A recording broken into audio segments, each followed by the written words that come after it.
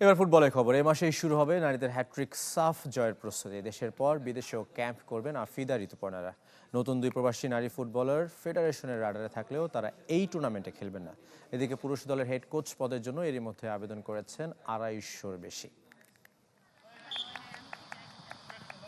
Javier কাবরেরার 4 বছরের অধ্যায় শেষে নতুন কোচের অপেক্ষায় বাংলাদেশ।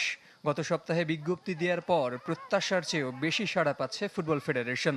এরই মধ্যে পড়েছে 250-রও বেশি আবেদন, যাদের বেশিরভাগই দক্ষিণ এশিয়ার বাইরের।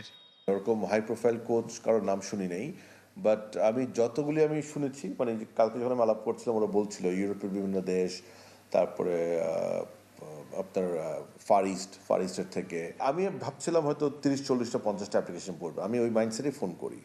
সো বাট যখন আমি শুনলাম যে 250+, ইট ওয়াজ ভেরি এনকারেজিং। জামাল হামজাদের বস হিসেবে পিটার বাটলারকে নিয়ে গুঞ্জন থাকলেও তা উড়িয়ে দিয়েছেন বাফুফের এই সহসভাপতি। ইংলিশ ট্যাকটিশিয়ানের ধ্যান জ্ঞানে এখন কেবলই নারী দল। 23 এপ্রিল থেকে শুরু হবে আফিদা ঋতুপর্ণাদের হ্যাট্রিক সাফ জয়ের প্রস্তুতি।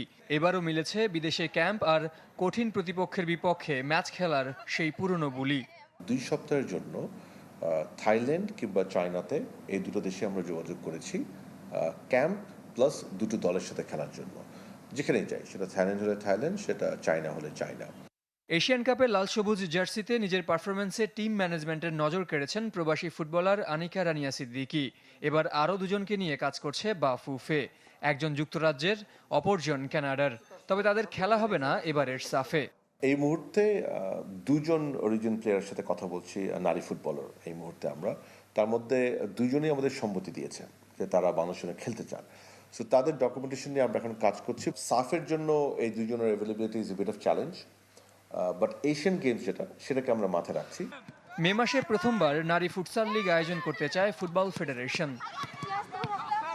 জেড সাগর, চ্যানেল 24, ঢাকা।